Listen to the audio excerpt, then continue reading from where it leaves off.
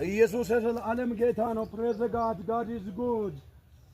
አዎ አንድ ቦታ ስለ አቤልና ስለ ቃኤል በዘፍጥረት 4 ምዕራፍ ከቁጥር 4 ተደስና ነቦ ቃሉ መነሻ እንዲላል መነሻ ሳው ስጦታም ሳይሆን መስዋዕቱም ሳይሆን ለእግዚአብሔር መልካም ቅኔ አዘል ልቦና ይፈልጋል። እግዚአብሔር ማጋኖስ ነው ንጹህ ጮኢቸከ ወደናስለው የመስዋዕት ብዛት አይፈልግም። የብር ስጦታ ብዛትም አይፈልግም። ግን ሁለቱ ወንድማማቾች ለእግዚአብሔር መልካም መስዋዕት አቀረቡ። መስዋዕቱ ግን የአንዱ ወንድምዮ በልጦ ሲገኝ ቃኤል ወንድምዮ መደሰት ሲገባው ለአቤል ከባድ አጸፋው ይዞ ቀረበ። ከባድ አጸፋው በጌታ ዘንድ ሳይሆን ከጥልቁ ስፒሪት ኦፍ ዴቨን ከጥልቁ እቅድ ነበር። እቅዱ ዛሬ ይመታል።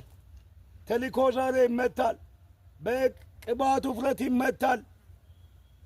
ይህ ቃኤል ለአቤል ያቀደው እቅድ ቢሳካለት እንኳን እስካሁን የአቤል ነፍስ በሰማይ በምድር ትጮኻለች።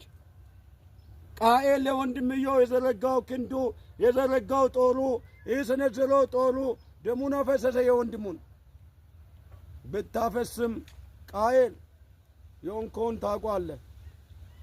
እንደ ቃኤል ዛሬ ለወንድምህ ጉድጓድን ያመስኮ ካለ ተመለስ። ተከር ኪፖርዳር ተመለስ። ተመለስ በጌታ በኢየሱስ። ወንድምህን የምትገፋ በመቅደስ የምትገፋ በስራ ቦታ በቢዝነስ ሰንተር የምትገፋ በስልጣን በወንበር የምትገፋ በስራ ቦታ የምትገፋ በመንገድ በጎዳና የምትገፋ በማማሩ የምትቀና በውበቱ የምትቀና በትዳሩ የምትቀና በልጆቹ የምትቀና በእርሻው የምትቀና ተመለስ ዛሬ። እኔ አዝሃለሁ በጌታ በኢየሱስ። እኔ በልጅነት ስልጣን አዝሃለሁ ተመለስ። አንተ ቃኤል ተመለስ እልሃለሁ። ተመለስ በጌታ በኢየሱስ።